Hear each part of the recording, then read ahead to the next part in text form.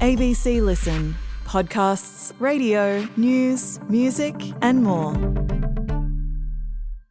In the ancient world, sometime around the year 2300 BC, there was a mighty king by the name of Sargon, who ruled from the city of Akkad in Mesopotamia, in modern-day Iraq. Sargon's armies conquered the nearby cities and brought them under his rule.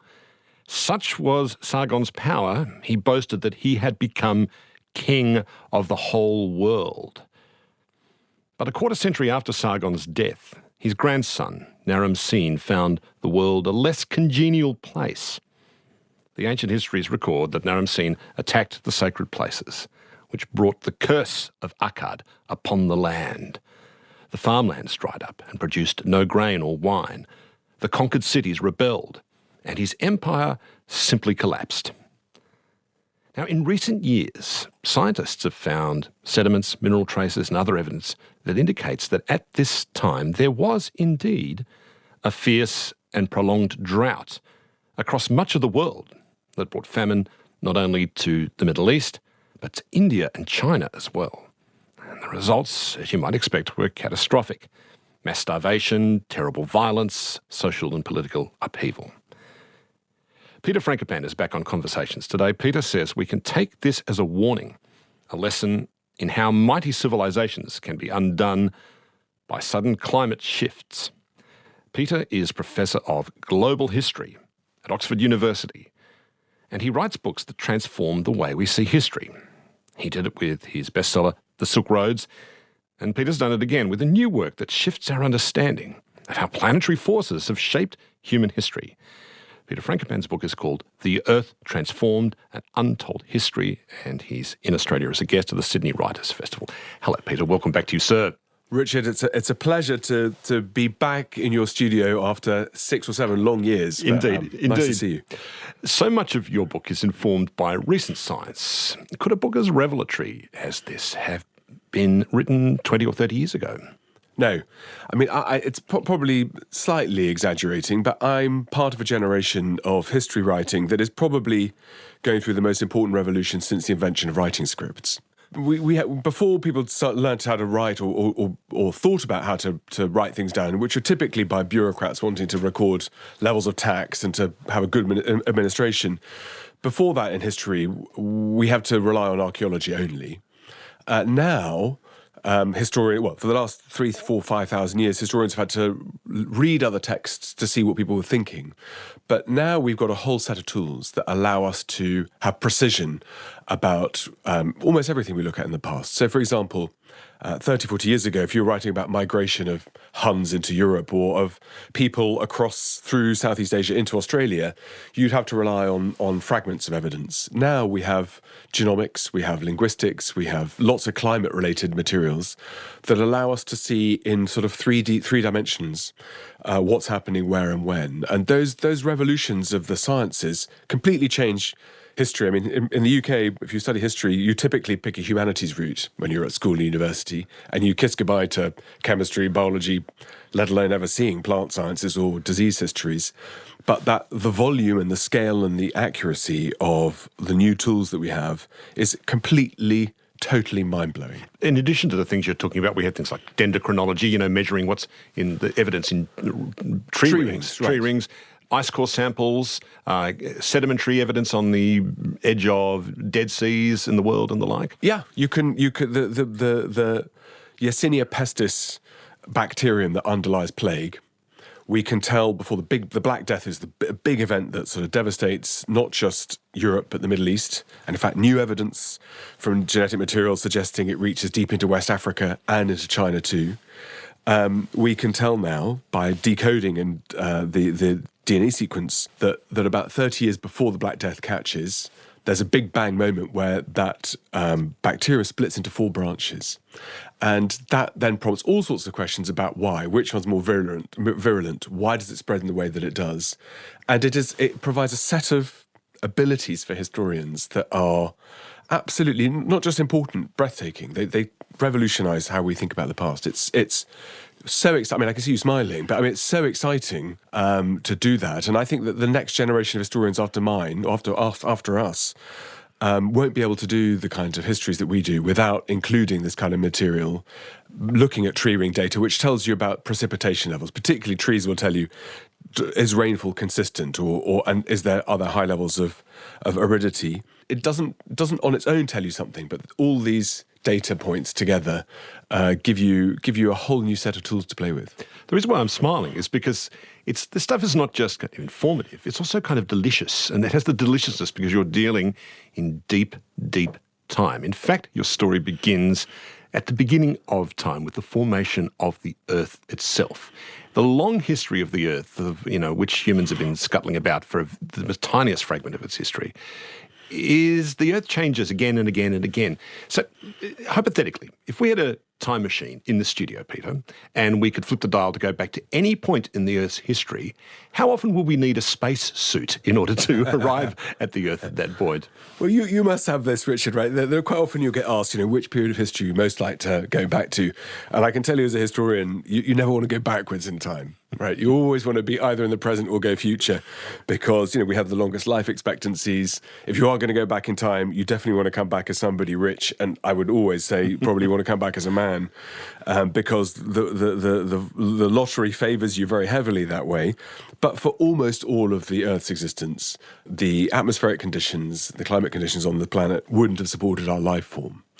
And that is quite a sobering first starting point, I guess, when we think about the world. I wanted to write about how nature has shaped the world we live in. And I had thought, I'll start where the beginning of written history begins, because you allow people write down what they thought was happening. But it seemed to me that so much of our planet is also shaped by things that have gone before us, that it's worth engaging with that. For example, I'm sure most listeners will know that there have been mass extinctions in the past. In one case through volcanic eruptions that didn't last for a few months, a few years, but for tens of thousands of years. And then the most famous one of all, the meteor impact that hits in Chicxulub in what's now Mexico, the Yucatan Peninsula, that knocks out the dinosaurs. The starting point is that every single life form on Earth today descends from things that survived those 5 mass extinctions. Right? So we've all descended from that choke point, if you like, right? Where so much of of all life was extinguished, and we're all descendants from those species that survived these volcanic catastrophes. We're all beneficiaries. In the same way that all of us on this planet today descend from people who survived the Black Death, or the plague of Justinian, or all these other big calamities. We all survived. So history, I guess, in the rawest form, is that most people don't make it. Most societies don't make it, most civilizations, most animals, but you need to be evolving, you need to be changing. So I guess that was a kind of starting point about thinking about the world from the beginning, before humans, because we as a species have only been on this planet for 0.00001% of its existence. And I suppose, we don't laugh too much, because what that should probably tell you is that if we get it all wrong, we might not survive for that much longer. Right? We'd be the merest blip then. If we disappeared tomorrow or in the next 100 years or so, we'd be the merest blip. We're the merest blip. And there will be listeners who have very strong opinions about global warming, about climate change, and the role that humans are playing in that. I mean, as it happens, as we sit here today, we have the highest carbon dioxide concentrations in the atmosphere for 2 million years, and the Earth is at the warmest it has been for 125,000 years. But we are the only animal species that has managed to transform the climate as well as the natural world around us on the scale and the speed in which we've been doing it. And I suppose that there are some salutary lessons in that. If you have a particularly strong religious conviction, you might try to think, well, evolution doesn't happen. Some people think that, but then you might go back to the beginning of the Bible, the book of Genesis, where God creates the perfect environment. And the last thing he does is he puts in humans, and he gives them one job, which is don't eat from the forbidden tree. And when Adam and Eve decide to eat from the forbidden tree, the punishment is environmental and ecological. And the expulsion from the Garden of Eden, which is sacred in Judaism, it's sacred in Christianity, sacred in Islam, creates a world where humans are uncomfortable. Yeah, they leave the Garden of Eden and go into the arid land of Canaan, don't they? That's right. And that warning about what happens if you transgress, if you anger the divine, if you anger God, if you make mistakes, if you live in a way that's not sustainable, this is how you get punished, has echoes in Indic cultures, in Chinese civilizations, in Mesoamerica too, which is that if you get things wrong, there's going to be vengeance. And that curse of Akkad that you mentioned, where Naram Sin is judged to have angered the gods, is written about to say this is what happens if you are all-powerful ruler who doesn't pay the right respect to the gods, you will be punished. So pressing the fast forward button here, if we see that meteor crash you spoke about, there was the meteor that famously wiped out the dinosaurs, created the space, I'm being too linear here, I know, but created the space for mammals to suddenly flourish, and with that we get primates, hominids, humans. We get agriculture around 10,000 years ago. With the advent of agriculture, do we already see humans starting to change the planet with that, to exert a pressure, if you like, on much larger forces in climate and the like?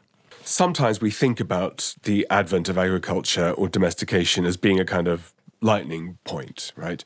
And actually, it's not quite so simple. The way in which people collect seeds or collect crops, the way in which they decide to live in regular sedentary locations or keep moving, there's not a kind of single moment, and there's no sort of, you can't go back from that moment either.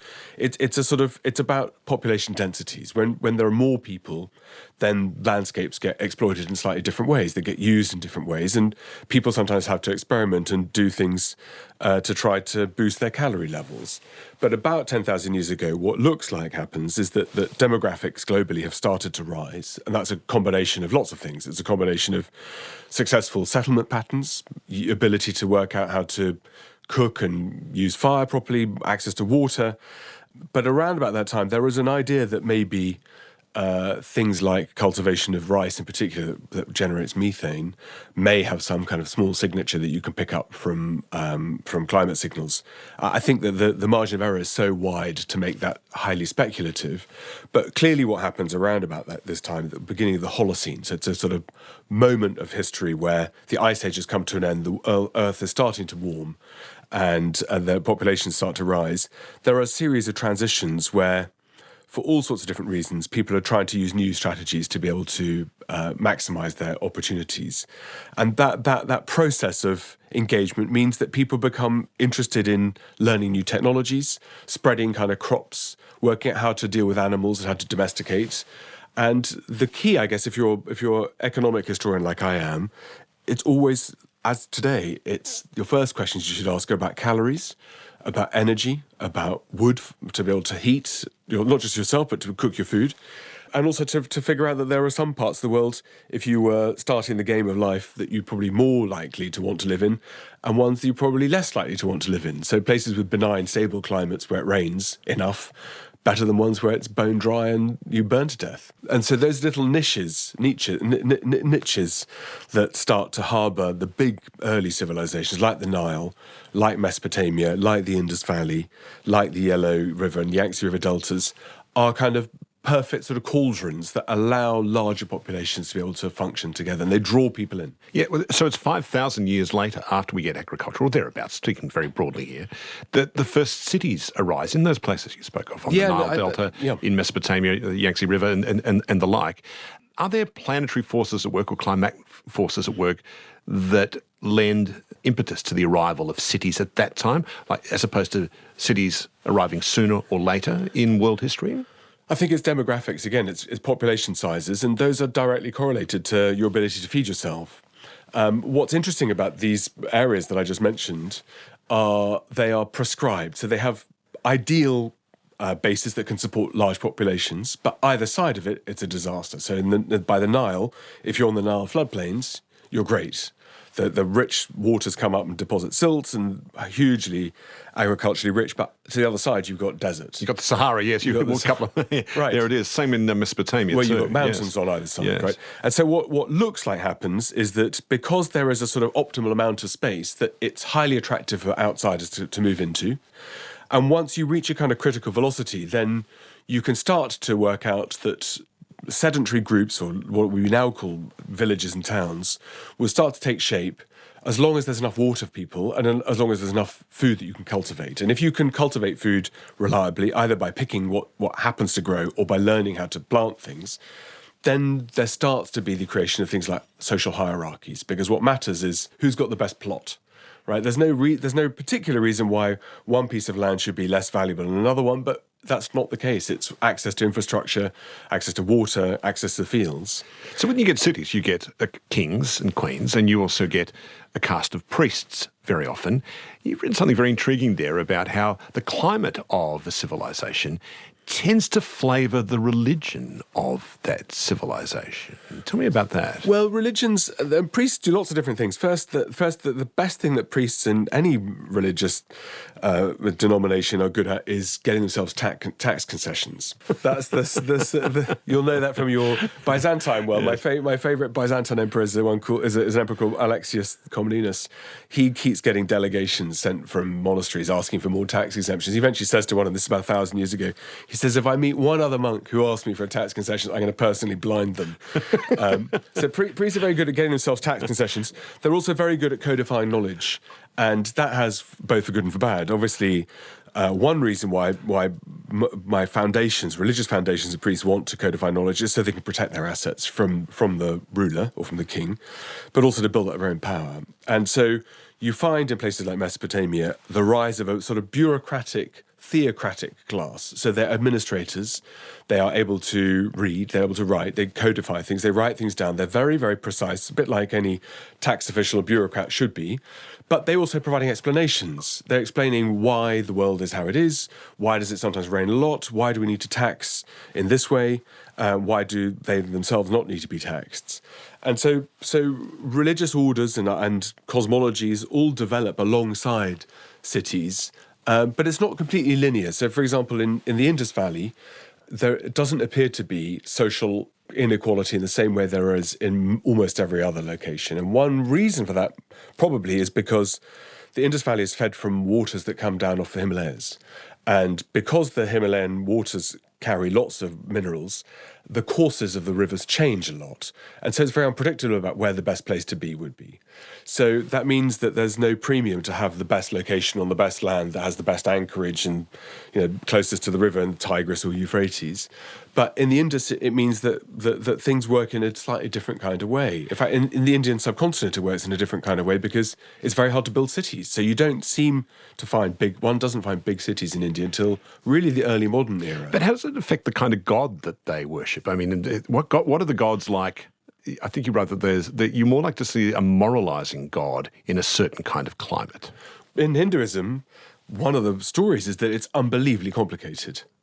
And unbelievable complication you can interpret in lots of different ways. I suppose I would interpret it to say one advantage of being incredibly complicated with multiple manifestations, multiple deities, is that you need to have priests who understand it and explain it to you. And they need to do the hard work of reading the Vedic texts, understanding Sanskrit, and then explaining it to you. And that's one way of protecting knowledge. But in some parts of, particularly northeastern China, there are no moralizing gods. So moralizing gods means, I guess if you remember your Greek literature, Zeus sends a thunderbolt from heaven and destroys men because he can't bear them. Or the great monotheisms like Judaism, Islam, Christianity, that come from the Middle East, where their land is more arid. God is a moralizing god too. Right. And so the flood of Noah, for example, that's not just in the Bible, again, Islam and Judaism, of course, as well as Christianity, but also you find references in the Epic of Gilgamesh, in Mesopotamian texts, in Egyptian texts, about obviously a massive flood event. And the moral in all of those different interpretations is that God is punishing men who are, again, being annoying or transgressing or living immorally. Sodom and Gomorrah are another one where God loses his rag and blows up a whole city. But you don't find that same interpretation in many parts of China, partly because one explanation by some clever colleagues of mine is that because the climate is much more benign, you don't tend to have massive floods or heat waves or droughts. And that means, and also things like decomposition of the body. If you live in a cooler part of the world, then a body doesn't decompose so quickly. In northern China, for example, bodies are laid out in state, and they lie there sometimes for a week or two because they don't start to rot. And that means that your engagement with what the body means, what the birth cycle means, about what death means, about what God does, looks slightly different. And one of the wonderful things about history is that there's no one simple answer for each corner of this wonderful world we live in. It's always having to look at the different corners and different parts and try to judge them individually before trying to connect them all together. You say that the rise of the Romans as a civilization and then as an empire is associated, you don't say this is an ultimate cause, but of course, it's one cause perhaps.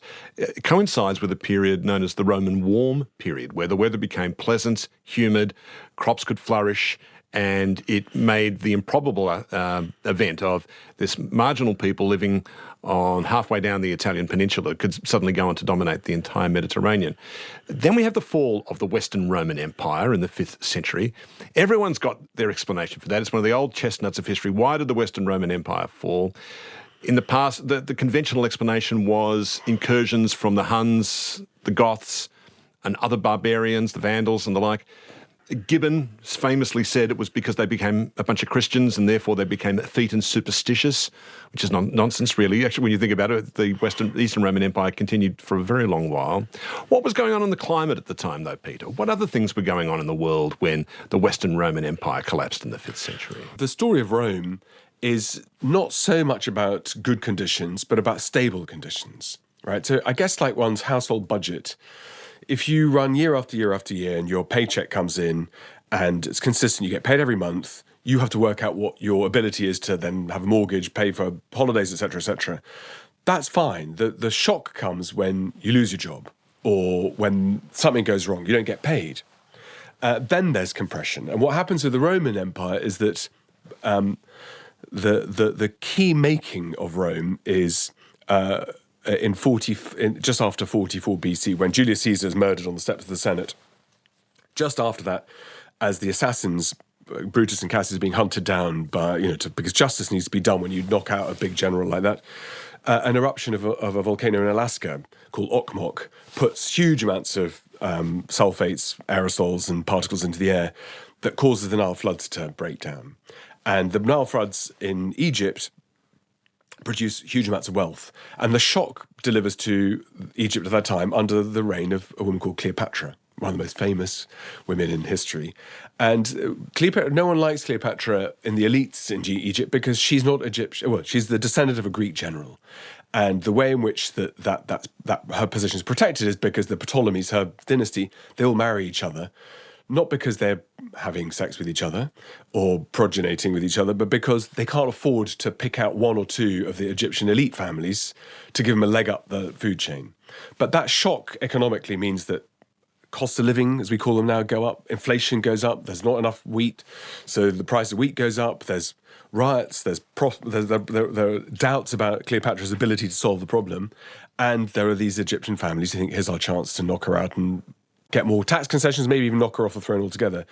And Cleopatra does what a smart ruler would do, which she looks for an alliance with the most powerful Mediterranean state at the time alongside hers, which is with Rome. So she does a deal with Mark Antony, who's the darling of the Roman army. He's good-looking boy, has good bedside manners, but bets wrong. And the joker in the pack is a man called Octavian, who's a little weasel, but a hugely able political operator who manages to knock them both over, take Egypt. And when Octavian, when he dies, renamed Augustus by the grateful Roman people, he writes in his testimony that I found Rome in brick and I left it in marble. Because the delivery of Egypt, which was conquered by Octavian or Augustus after the death of Cleopatra, opened up basically unlimited wealth because unlimited calories and food for Rome that allowed them to spend their money on other things. And for the next 250 years, there's basically no more volcanic eruptions. Climate patterns are roughly stable. That all starts to change in about the 230s, 240s of our era. And when that happens, over the course of about 40 years, you have 26 emperors and about double that number of people trying to take the throne. Because Rome at that point goes through a bit like British politics in the last 3 or 4 years of total turbulence, total meltdown. And it's because if you get the simple things wrong, if you suddenly have an economic crisis or cardiac arrest, then the trigger comes. And it's often caused by a volcano in somewhere like Alaska or Iceland erupting catastrophically, witnessed by no human being at all, very likely, that can create these powerful effects on world history, Peter. Well, I'll give you another contemporary example, right? But in 2008, there was a terrible earthquake off the coast of Japan that produced that awful, devastating tsunami that we all can remember, the horrific scenes and the poor people who died. One of the odd things from this geological event that had no rhyme or reason, nothing to do with human activities, was that it created scare lobbies in Europe in particular around the dangers of nuclear energy. And Angela Merkel, Chancellor of Germany at the time, in order to boost her own position in Germany, took advantage of that to say we're going to close all nuclear facilities in Germany in the coming decade, in order to take away space from the Green lobby, who were strident and loud about what the dangers of nuclear was. As a result, to replace that energy shortfall, in her wisdom, decided that pipelines to Russia, Nord Stream 2 through the Baltic, should replace German energy supplies, particularly through gas. And probably that played a role, of course, in Putin's decision to invade Ukraine, thinking that certainly Europe, but also Germany in particular, took 60% of its energy from Russia, had an impact. So a butterfly flaps its wings in Tokyo, or a volcano explodes in Iceland or elsewhere, and we get massive political consequences that no one can predict.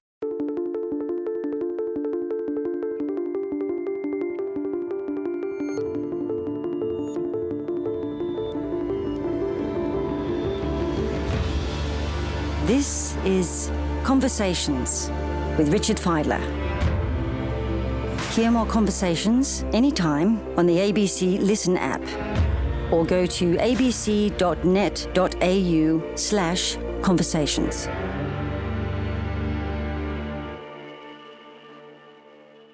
This brings us to the plague of Justinian. As a man who's specialised in the past in Byzantine history, I know you're extremely well versed in this. It's recorded that in the year 536, the historian Procopius, who was in the court of Justinian in Constantinople, he recorded weird behaviour in the sky. He's recorded that the sky dimmed for the better part of a year. The sun gave forth its light without brightness. 4 years later, 4 years after that observation, the city of Constantinople was utterly devastated by the arrival of the plague, which wiped out anything from a third to a half of the city's entire population. Can we draw a connection between this weird phenomenon in the sky and mass death, bloody death in the streets of one of the world's great cities at the time? Well, so in the 530s, there's a sequence of volcanic eruptions, probably more than one. Procopius is describing something that's happening atmospherically, and we find reports noting similar things in sources in Japan, in Korea, in parts of the Middle East too. And probably it's 2 or 3 volcanic eruptions. Everything matters with the volcano when it erupts in the year. Also the latitude and its the explosivity of how much matter is ejected into the air. But what happens at this particular time is that a lot of particles are put up into the atmosphere that weakens the sun's rays. That's what Procopius is talking about. And if you remember your biology from school, dear listeners, you'll remember that photosynthesis requires water and sunlight to make plants grow. And any variation in that pretty simple combination can dramatically impact crop yields. So there's a sequence of things that happen as a result. One is that you have lower agricultural productivity. Lower calorie consumption is closely correlated towards impacts on your immune system. Right, so people are weaker to begin with. Weaker to begin with. But it looks like what also happens is that when there are these changes in the natural world, organisms can also impact too.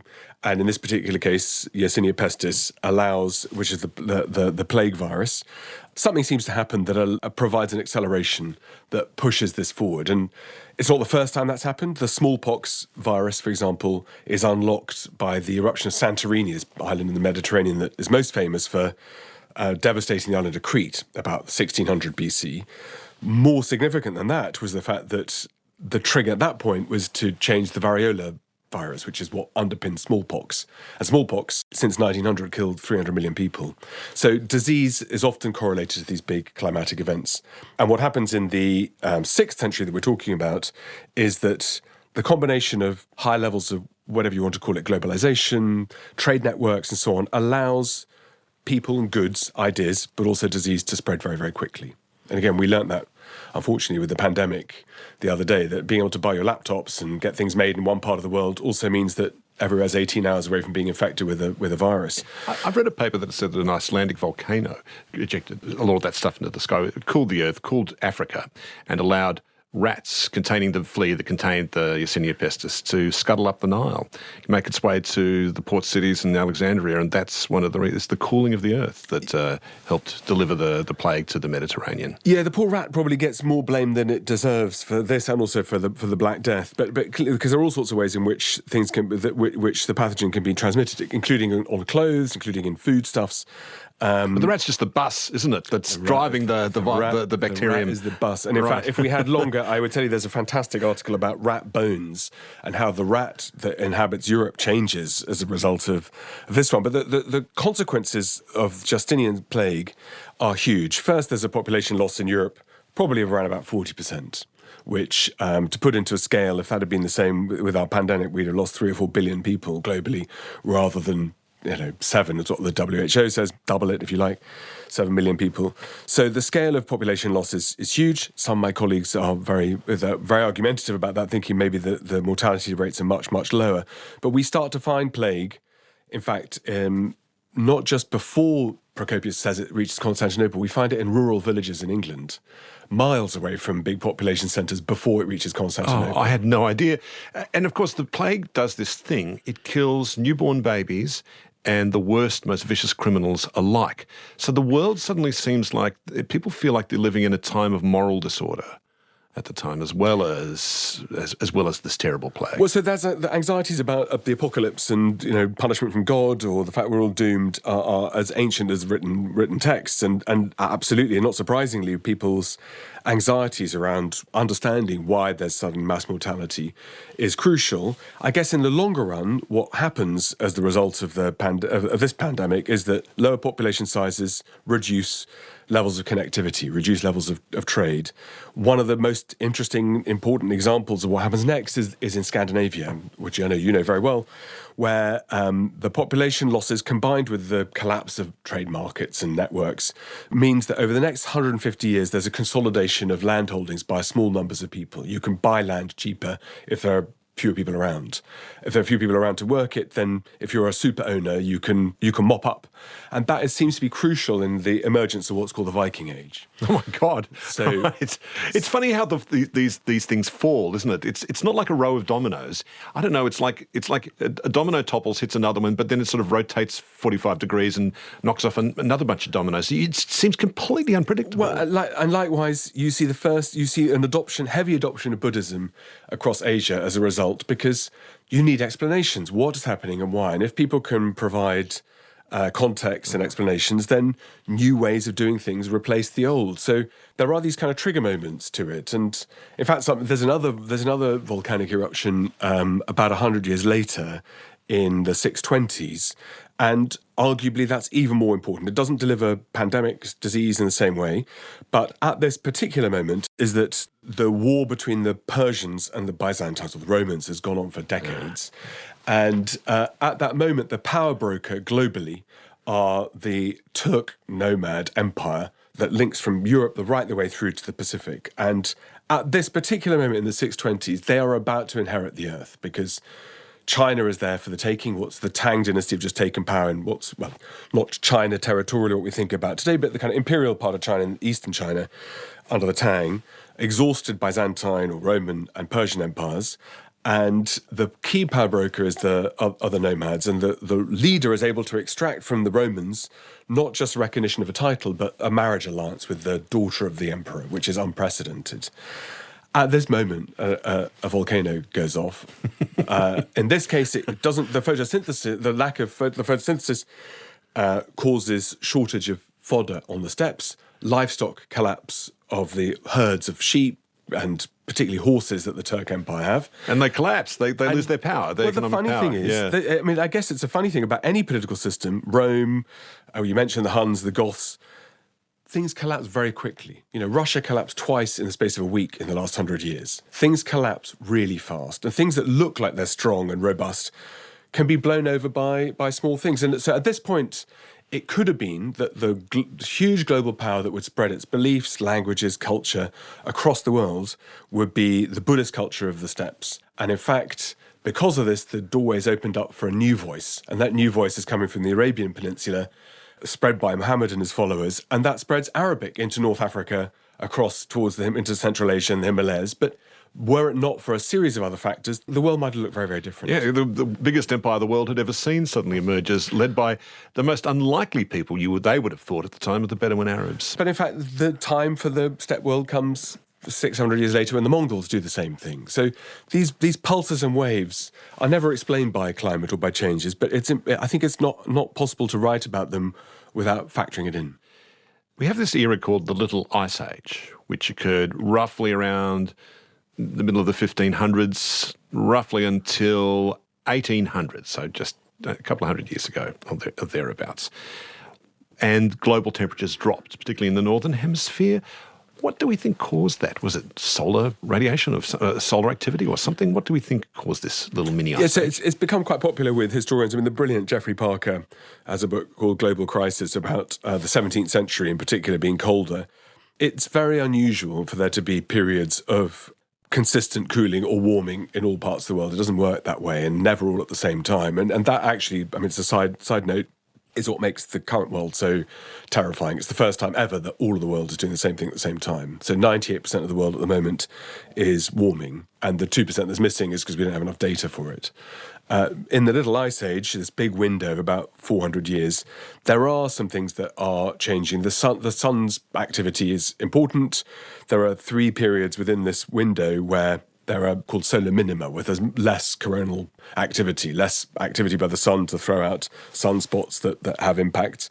But it's also to do with volcanic activity. It's also to do with the El Niño and La Niña signal, which is the dominant climate signal on Earth. And these interlocking... It's never just one thing, is it? It's never just one thing, right. Like, life would be too complicated if it's just one thing. But then you have, here in Australia, what matters is the Southern Annual Modular, which is an important part of the South Pacific systems. In where we are, it's the North Atlantic Oscillation, but that also ties in with what's happening in the Pacific. So there's this interlocking web of activities, and actually more interesting in the Little Ice Age is not the fact that it might be or might not be cooler, it's that this is a time of intensive global interactions, because in this period is the opening up of trade networks across the Atlantic, Europe connecting through to Asia and the Indian Ocean, and even within this window, the European settlement of Australia. And that produces pulses of all sorts of cultural borrowings, of ways in which there's intensifications. But from my point of view, one of the things I give a lot of credit to is the shipment of new crops from one part of the world to the other, and in particular the potato. I think I love about your book, though, Peter, is that sometimes you're capable of touching on some very subtle, seemingly subtle, but quite profound changes induced by this. You say that this Little Ice Age that happened in this period in Europe, people went from living in large halls together to living in houses with smaller rooms and corridors, which were easier to heat. And it's from this that emerges our notions of privacy and even intimacy. Gossip. If you're in a little room, you don't get overheard. If you're in a big room with the lord, the ruler, the rich guy sitting there feasting, then celebration looks very different. But if things get cooler, then there are more practical ways of doing things. But I think always there has to be nuance in all of this. I think one can very quickly go from going, it was a bit colder, therefore people started to gossip or chat and have affairs. It's kind of fun, though, isn't it? It's kind of fun to see they're foggy connections, but they're connections nonetheless. But it's always about logistics. Yeah. So, for example, with the era of the great British, or the great English Navy being built up, the question is, where does the wood come from? Each galleon built under the Tudors, Henry VIII is the father of the English Navy, really. Each galleon that's built requires 20 hectares of oak, and that doesn't exist in England anymore. So the shipping for the wood is brought from the Baltic regions, and that creates closer connections between England and Russia, where the ruler of Muscovy, Ivan the Terrible, is very interested in what's going on in England and vice versa. And the English at that point, trying to find new trade networks, do things like set up the Muscovy Company, they set up the Levant Company, and most notoriously, the East India Company, which is all about how does this little island in the North Atlantic try to find a way of getting the resources that it needs, not just to make money, make profits, which is, I guess, part of it, but the basic stuff. To build the navy. To build the navy, to be able to arm itself against its European competitors. And that becomes a launch pad for eventually an empire that by 1914 controls a quarter of the earth. It seems that in the 20th century in particular, I know you see bits of this in the 19th century, but in the 20th century in particular, it's fascinating to read comments from people like Mao Zedong, Trotsky, and some of the uber-American capitalists of the 20th century. And you see it a lot in Australian history too, from our leaders and business leaders, the language of conquest of nature. It is the role of man to tame nature, to harness it, to be man is to master nature. This seems like a very 20th century thing, Peter. I guess it's a combination of lots of things. It's more speculative, I guess. One, I guess, what I suppose is the triumph of the Enlightenment and the ideas about science, that man can invent his or her way out of problems, that new technologies will always solve things. And what we probably should have learned is that new technologies solve one set of problems and then create another set. But there's probably something right in that the ingenuity of our species is incredible and capable of doing these wonderful things. But there's always a dark side to it. And knock-on consequences that we can't possibly predict, as we found again and again and again. Right. The building of a canal, the building of a dam, the building of this or that. You and I both written about this thing. We're about the same age, you and I. We came out of high school sometime in the 1980s, at a time when the world looked like it was caught in the cycle of mutually assured destruction. This was the only thing that was keeping the world safe from nuclear annihilation. I came out of high school thinking I wouldn't live to see 30. I really thought that. I really honestly thought that. You had that same thing as well. How do you think our generation in particular, us Gen Xers, have taken on board that knowledge and what subsequently happened in the world when the Cold War came to an end? Yeah, well, it's a sobering one, I think. Before the pandemic, in fact, when we were here last, thinking about the world, how it was changing and the rise of Asia for the opportunities and challenges that provides for all sorts of different ways for people in different countries in Asia, but also here in Australia. I suppose what we'd have said is that these last 30 years have been a time of intensive globalization and greater levels of cooperation. But now, off the back of the pandemic, off the back of the war in Ukraine, Russia's invasion, what China looks like it's doing in the footprint of the Australian backyard, and the world looks like a scary and difficult and fragmenting place where it looks like we fundamentally misunderstood what's going on. So, I did something last week, in fact, in Samarkand with Fiona Hill, who is Trump's lead National Security Council on Russia. And one of the questions we were asking is, did the Cold War even ever end? When we were so elated by the fall of the Berlin Wall, by liberation of Europe. The end of the nuclear standoff. Yeah. That looked like that Putin's Russia was one of oligarchs who had their price, who could be bought off under the right consequences, and many of them had property in central London, so we thought there'd be never a chance that there'd be leverage if Putin ever did something silly, and in fact he never would, because he needed our dollars to be able to fund his regime. And now it looks like we misjudged that. And if you start to look back at the last 30 years, I guess a bit more critically, you say, well, it wasn't for lack of trying, but Iraq turned out to not be a great set of options or executions. Afghanistan, likewise. Syria, Assad's now back, rehabilitated by large parts of the world, if not by all of ours. Coronavirus, we weren't ready for pandemic. We handled it very badly. We wasted a lot of money. But, we put the ship right in due course. But if we had done a little bit of thinking about it beforehand, we wouldn't have been in that problem. We've got inequality, obviously, slightly wrong. In cities like Sydney, an unacceptable number of people living in, and particularly children, in positions where they're not fed, not clean, and in developed rich countries, that's not right, that our governments have failed us in those kinds of ways. And that's not an Australian story. We have that in the UK. 100,000 children go to school every day in London hungry. And so looking back, we think, what did we do in these last 30 years, apart from reduce the price of flat screen TVs and laptops, cheap flights? How did we sell the family silver to burn everything we could? And, David Wallace-Wells from the New York Times, reminds, quite sobering, that 50% of all the carbon burnt by human beings has been burnt since, well, he says, I think, since the first episode of Seinfeld. Let's use something more local, but Shane Warne's Ball of the Century. Since that point, with the late, great Shane Warne. So we're talking, 1990? Since the first episode of Seinfeld went to air, half of the carbon in human history has been burnt since then. And it's because we got access to Russian oil and gas. Western capital went in to make the process more efficient. And China opened up as a result. China was terrified by going the same way that the Soviet Union had. So it liberalized to bring in expertise and money into the Chinese markets. So that made China into a kind of factory of the world for the last 30 years, for good and for bad, I guess.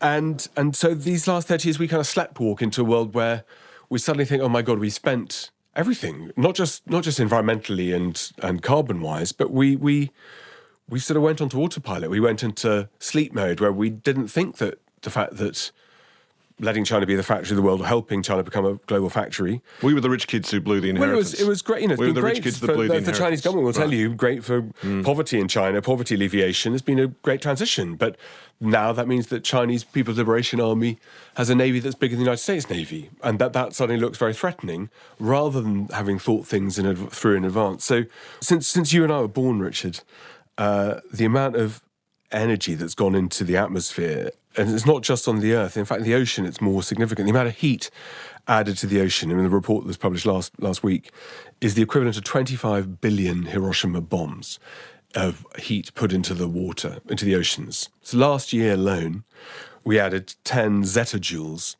of heat that is absorbed by the ocean that creates acidification. That's the equivalent of energy to make 700 million kettles boil every second. And that comes from the fact that we've spent without thinking what the cost is.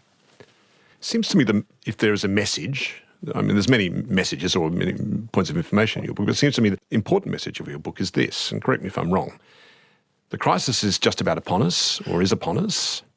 The most resilient and adaptive societies will be the best ones to deal with it. Is that about right? Yeah. Don't take my word for it. That's history. That's the lesson of history. I mean, where's Uruk today? Or Nineveh? Or Merv? Or Baghdad? You know, great cities, great civilizations. They don't fail because, everyone else is cleverer than they are. It's all about adaptation. So we talked about, I mentioned the fall of Akkad, the curse of Akkad at the start. Akkad fell.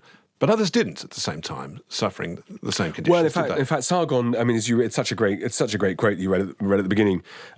Sargon is a kind of Donald Trump of the Mesopotamian world. But Naram Sin, despite the fact that he has this curse of Akkad, and there are all these signals, as you mentioned, magnesium spikes and fossilized pollen that we can see that something is happening. His grandson Naram Sin, who's supposedly punished by the gods, actually reboots himself and gets back up on his legs and carries on standing. But all of these things that have happened in history, the kind of rise of Venice, which is a beautiful city to visit, but it's not the global financial centre anymore.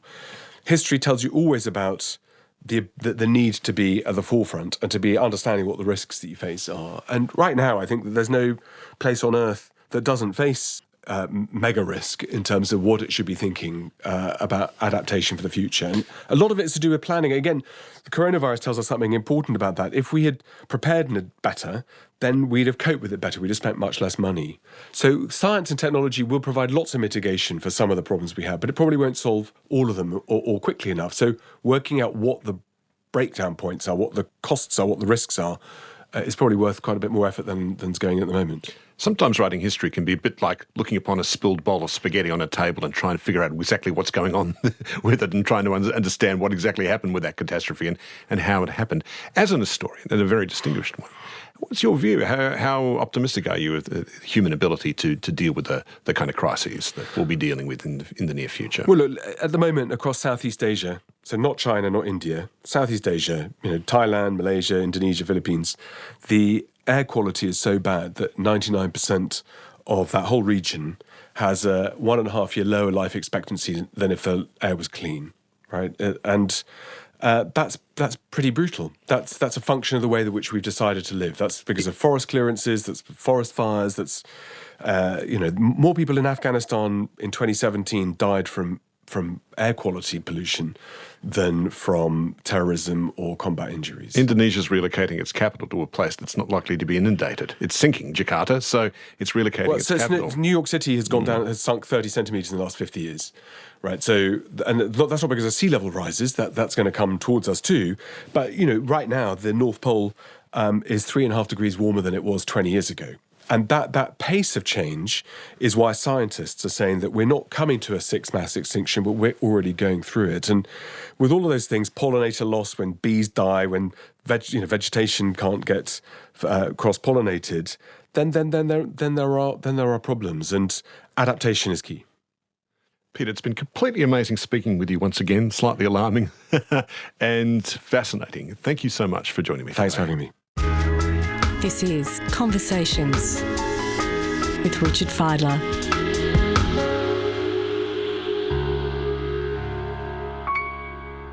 abc.net.au/conversations is our website. I'm Richard Fidler.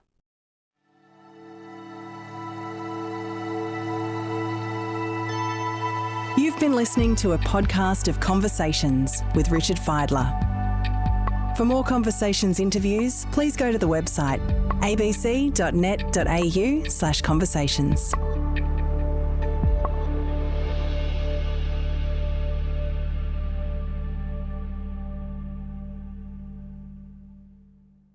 Discover more great ABC podcasts, live radio and exclusives on the ABC Listen app.